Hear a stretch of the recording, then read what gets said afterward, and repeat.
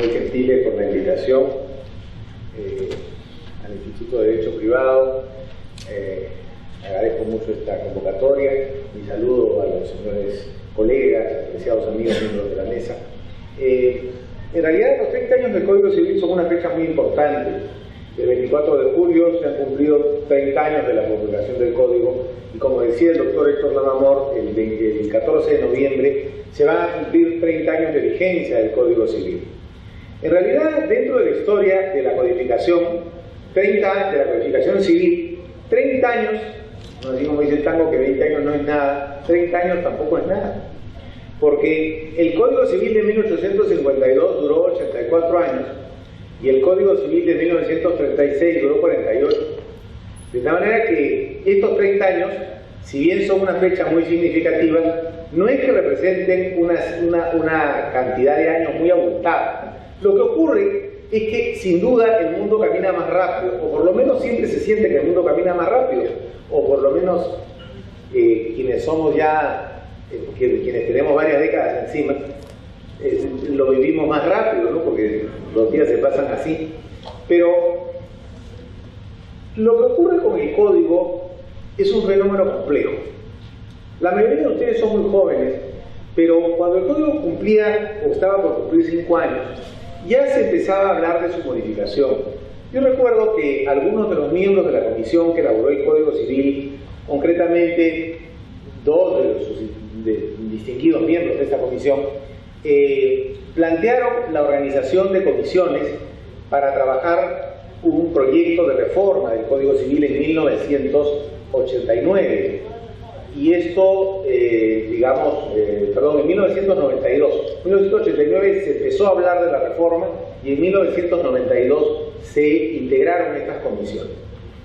Estas comisiones estaban conformadas por profesores, eran comisiones informales, que estaban conformadas por profesores de distintas universidades, y su propósito era, a juicio de los miembros, de los ex miembros de la comisión que elaboró el Código, de plantear algunas reformas puntuales al Código, porque en los pocos años de vigencia se habían detectado errores concretos en el texto del Código. Entonces, la idea era que el Código subsanara esos errores con una ley de enmiendas puntual que cubriera unos 50, 60 artículos, a lo mucho. Pero con el trabajo de estas comisiones y con el paso de los años, la idea de la reforma puntual fue una idea que fue dejándose a un lado por una reforma mayor.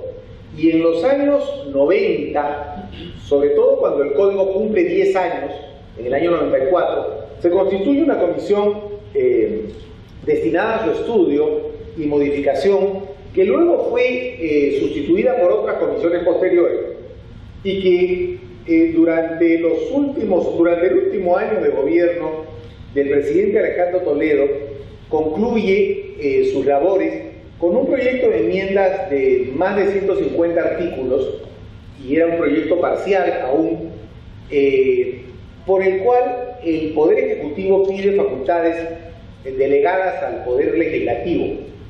En esa oportunidad estuvo a punto de aprobarse vía decreto legislativo una reforma de esa magnitud del Código Civil. Y el gran problema era que se trataba de una reforma no discutida en ningún lugar. La Cámara de Comercio y otras instituciones se hicieron presentes en el Congreso de la República a efectos de pedirle a las comisiones de Justicia y Constitución que no delegaran facultades al Poder Ejecutivo para que se emitiera este decreto legislativo. Confieso que tuve que ver bastante con eso. Yo he sido un opositor permanente a la reforma integral del Código Civil. ¿Y por qué soy un opositor permanente a la reforma integral del Código Civil? Porque creo que en un país tan complicado como el nuestro, un país con tanta diversidad de costumbres, digamos, una diversidad cultural, una diversidad socioeconómica, etc., es muy complicado que una ley tan importante como el Código Civil, como decía el doctor Lamamort, la ley más importante en la práctica, ¿no? Porque no es que sea la ley jerárquicamente más importante que obviamente la Constitución, pero sí es la ley que la gente invoca de una manera más frecuente en la vida, O sea, a lo largo de los días de una persona se invoca más y uno está más en contacto con el Código Civil que con la Constitución. Los artículos de la Constitución no es que no se puedan invocar a lo largo de la vida de un ser humano, pero los artículos de contratos, los artículos de reales, los artículos de sucesiones, etcétera, esos son los artículos que uno invoca en la vida a lo largo de la vida de una persona. ¿Por qué? Porque son los artículos cuya aplicación directa uno necesita. Entonces, así como siempre repito esta frase, cada cierto tiempo, creo que cada año, cada 2 años, la Asociación de Radio saca un comercial que tiene como lema: la radio está más cerca de la gente. Y este lema, la radio está más cerca de la gente, en realidad es en oposición a la televisión, ¿no? Porque claro, si uno se da cuenta, uno puede escuchar radio incluso pues duchándose, ¿no? Manejando. Difícilmente uno puede ver televisión duchándose o ver televisión manejando a riesgo de que uno choque, ¿no? Pero claro, y en materia de derecho uno podría decir el Código Civil está más cerca de la gente que otras normas. Muy bien, ahora, el otro día exponía en otro auditorio, digamos, en otro país, en una conferencia. Es un país que está viviendo un proceso, digamos, de reforma del Código Civil, me refiero a la Argentina, un proceso muy complicado. Una ponencia que se titulaba ¿cuándo se debe modificar un Código Civil? Y es una pregunta que naturalmente es muy difícil de responder. Creo que cuando se trata de temas en donde se perciba errores en la redacción de los artículos del Código Civil, y esos errores en la redacción de los artículos no ofrezcan problemas en la vida práctica, o sea, hay una palabra, una frase mal redactada, ya está mal redactada, todos sabemos que está mal redactada, pero ¿eso conduce a alguna injusticia? ¿Eso conduce a que el sentido de la norma no se entienda? No, se entiende. Pero el artículo que feo está, ¿no? Sí, pero ¿saben qué? Los artículos del Código Civil, o de los códigos en general, no son reinas de belleza compitiendo tras un premio, tras un trono. Son artículos de una ley. De tal manera que los artículos de la ley, si cumplen su función, no importa que tengan o no una redacción idónea, si es que todo el mundo le da la interpretación adecuada y sensata que deben tener y cumplen la función que deberían cumplir en una sociedad.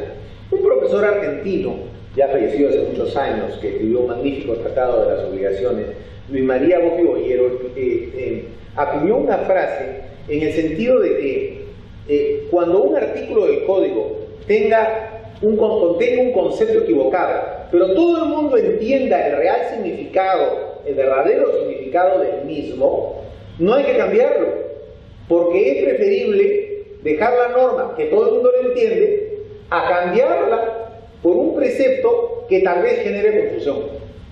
Me pareció muy inteligente esta frase cuando la leí por primera vez, y es que muchas veces los profesores de derecho tenemos las tentaciones académicas de cambiar el Código Civil para que sea, o tratemos de que sea, un cuerpo legal perfecto.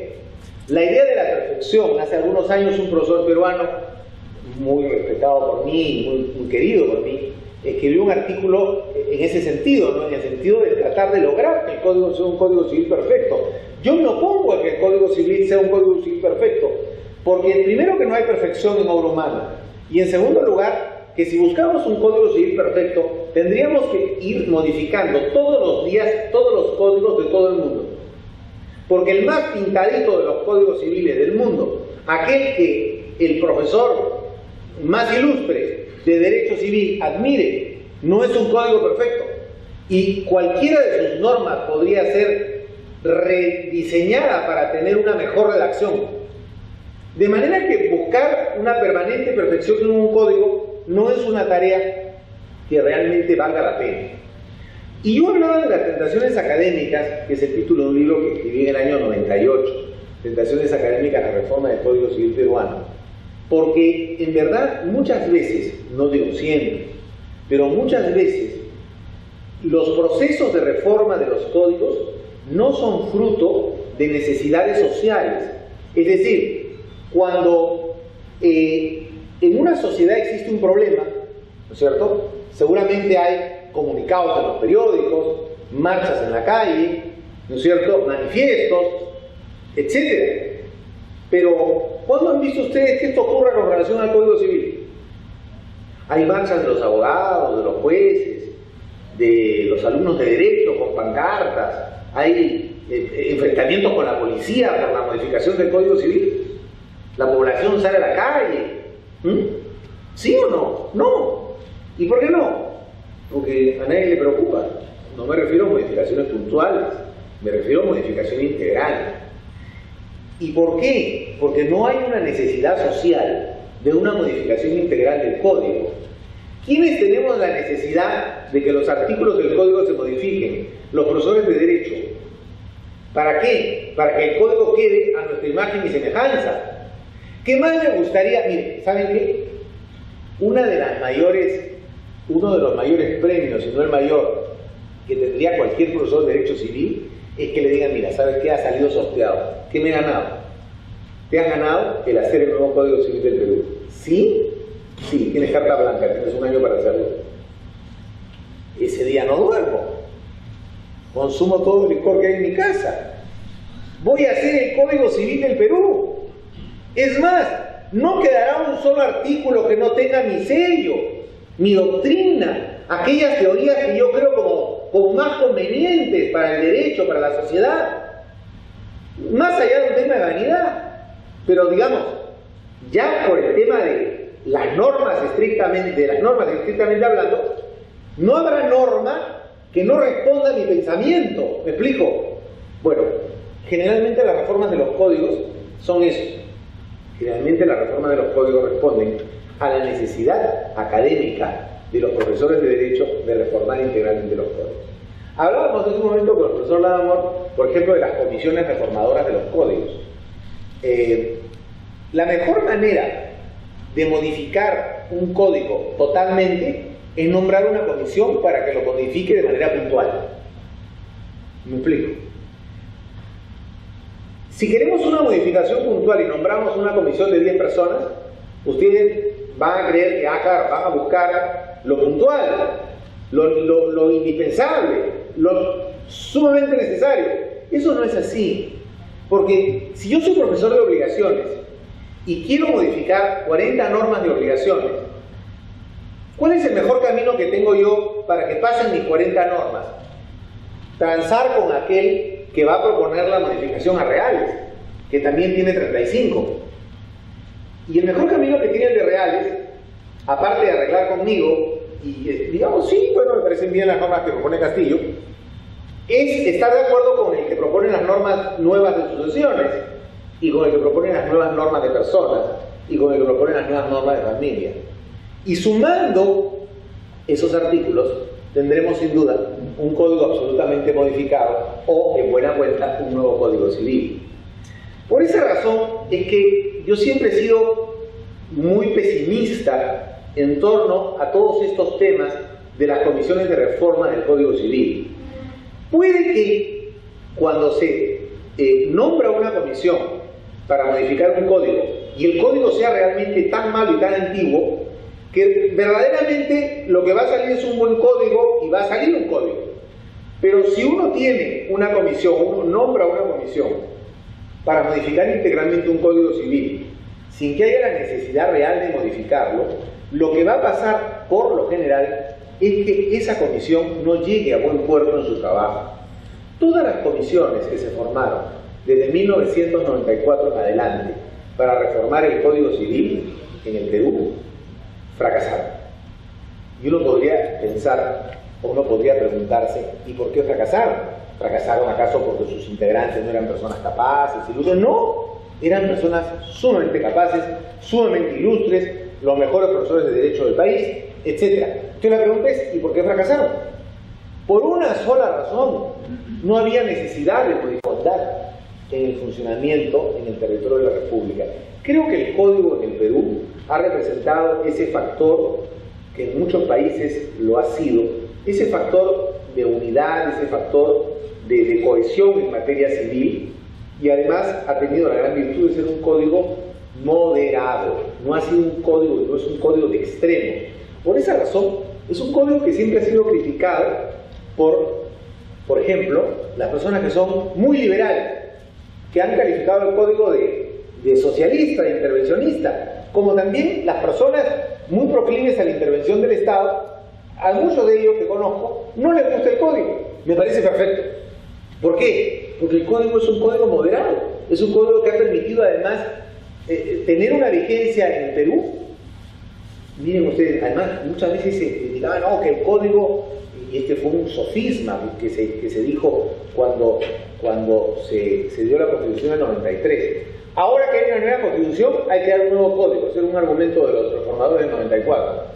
¿Saben cuántos artículos del código del 84 se modificaron por la Constitución del 93? Uno, y además es inaplicable. ¡Uno!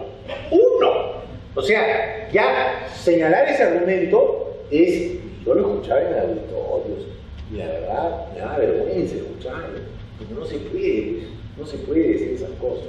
Entonces, no la quiero hacer larga, no quiero abusar además de mis colegas que están aquí presentes y de la bondad y paciencia de ellos y de ustedes.